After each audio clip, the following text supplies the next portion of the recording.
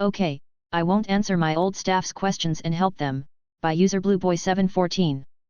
Before I retired I was manager and programmer in a department located in the US. I would program, manage, assign projects, create timelines, answer questions that my staff had, etc. The company I worked for decided to consolidate the US and UK programming departments, and the new boss decided have only managers in the UK oversee the programmers in the US. This meant that I was only supposed to keep programming. I had the most experience among all the US/UK programmers, and no longer needed to do the management side of things, but I still got the same pay I used to. Due to a 6-hour time difference between the US and UK, that meant that there were only 2 or 3 hours each day that we overlapped. This left the rest of the day for my old staff to either wait until the next day to ask their new boss or come to me and I could answer immediately. The latter made more sense so they could keep working, but eventually the UK managers complained to US/UK boss that the US staff wasn't coming to them to help and were still coming to me, which the UK managers were having a conniption about. My boss told me to stop helping my old staff when they asked me questions and that they needed to ask their new manager. So it was time for malicious compliance. I went back to only programming, and when my old staff came and asked me questions, usually in the afternoons US time since the UK was done for the day, I told them I was told to no longer help them and they should ask their new UK manager the next day or send their UK boss an email with their question. I told them it was time for malicious compliance, since the US programmers knew exactly what would happen. So my old team started deluging their UK bosses with questions, problems, etc., and then had to wait until the next day or two to get answer. Within 2 weeks the US team was missing deadlines, etc., and the UK managers had to answer for why their team was missing deadlines. After a couple more weeks my boss and the UK managers came to the realization that due to the 6-hour time difference there should be manager in the US, which is exactly what I told them weeks ago. Finally my boss asked me if would like to be a manager again, and I told her I was happy just programming and didn't need the other work. They ended up giving me a raise in order to get me go back to managing the US programmers. Supervisor says phones are all that matter. Okay then, by usercommon_employee. So this actually happened a few months ago at my job. Long story short, coworker got promoted to a new supervisor position for all the wrong reasons. She's besties with the boss and gives him relationship advice on the side. Our team handles many types of incoming requests, phone calls, emails, tickets, and even printer jobs that get printed out automatically. We have a really chill system that actually works. Everyone helped where needed, and the manager trusted us to get the work done. Nobody tracked individual stats or micromanaged. We just got everything handled and kept things running smoothly, and it's been that way in this department for probably 30 years now. Then my new supervisor comes along and I guess decides she wants to tighten things up or increase accountability or something.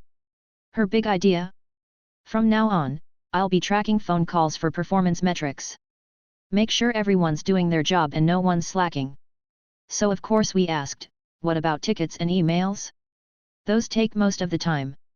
She says, well, there's no way to measure those right now, so we can't really track that. Okay. So of course, everyone does exactly what she asked. Phone rings? Answer it immediately. If we were working on an email and a phone call comes in, put it on pause and answer the call. Working on a ticket? Pause, gotta answer a call. So naturally emails start piling up in the shared mailbox, tickets sit untouched in the internal portal, which management still doesn't know how to run reports on, and the printer starts piling up paper in front of it.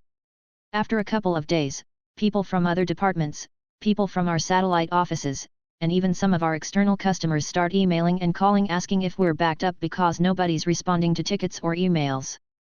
One guy even came down in person to ask why no one has reached out to him about the email he sent in.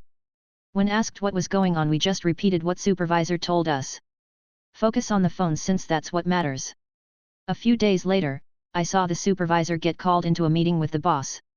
When she comes out, she's clearly annoyed and sends out a message on Teams saying, "Please remember that all work types are important, not just phone calls." And just like that, the performance tracking policy quietly vanished. We're back to doing all the work again, the same way we've been doing it successfully for years. Edit, it seems a lot of people do not understand workflow. Before, if a ticket or email comes in, you take yourself off the phone queue to work it. But now, why am I going to take myself off the phone queue to work a ticket if it'll look like I'm doing no work? Not working enough pallets, so I worked more pallets, Retail by user surrendered Mali. Simple and straightforward. At an old job I was once called out for not doing enough work. I wasn't shifting enough pallets of stock. So I started working only on big easy pallets that would go out in seconds, such as bins, microwaves etc. I worked a homewares department which covers a lot of stuff, from cookware right down to soap and makeup, and completely avoided the smaller stuff that takes forever. Of course, eventually the little stuff started piling up and eventually had a piss-poor workflow because everyone was stuck doing nitty-gritty stuff in busy times. Turns out putting out hundreds of little items when you're busy is disproportionately harder than 10 big things. To add to it, I was congratulated for completely turning things around and working plenty. To which I said I probably worked less hard and explained what I did. There was a certain level of vindication upon seeing the reaction. It wasn't fully malicious, I admit, because I didn't want trouble for not working when I was one of the harder workers. Pretty satisfying situation overall. Just in case you thought it was a one-time thing, by use Runkle Quixote. Never, ever stop being petty. Never ever let something go, or let it die, or let people say you are doing it for attention or karma. Pettiness does not have an expiration date, and as long as you keep pettiness in your heart all year round, it will never leave you. A while back I posted a story about a wrench, and my father, and how he teased me about losing it. Here's the original link if you're into backstory and lore. The original story. Today is Dad's birthday, and while he only asked for gift cards from me, he will always get one extra, tiny little gift. A Craftsman, 7/16, ratchet and wrench. Because it will never not be funny. But at this point, I feel that I am a large shareholder in Craftsman Tools. This year's present. TLDR, my father, many years ago jokingly accused me of losing a wrench. Sick of the teasing, I warned him he'd get that wrench every Father's Day, birthday and Christmas for the rest of his fucking life. I keep my promises. The paint looks fine, by user 1*1te. Obligatory. This isn't my story, but I was present for it. Years ago, I worked for a well-known chain of transmission shops. The owner/manager, well, call him Jim, was a decent guy and great boss. We were also pretty successful. He insisted on keeping the shop clean, and a commercial was even filmed there. The outside of the shop is painted a patented red, white, and blue pattern. Well, ours was very faded. The company is supposed to repaint them every few years. Despite Jim putting request after request, corporate insisted it was fine. They suggested he could repaint it, at his expense, if it was so important. So he did. Jim went to the paint store and bought several gallons of the cheapest, ugliest brown paint he could find and paid us out of pocket to paint the outside. I mean, this was the color of shit. Then, he waited. Sure enough, 2 weeks later corporate called in a huff. The shop is supposed to be red, white, and blue. Jim reminded them he was allowed to paint the shop at his own expense.